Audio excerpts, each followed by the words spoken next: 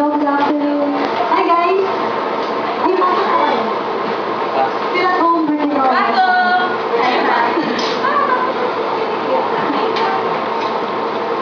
Ayun. Good afternoon sa lahat. Sa mga nandito, thank you sa lahat ng pumunta. At yung mga late, sagot sa akin yung lahat. Joke lang. Oo, follow. Please, Bella, thank you, and we love you. Alam mo yan.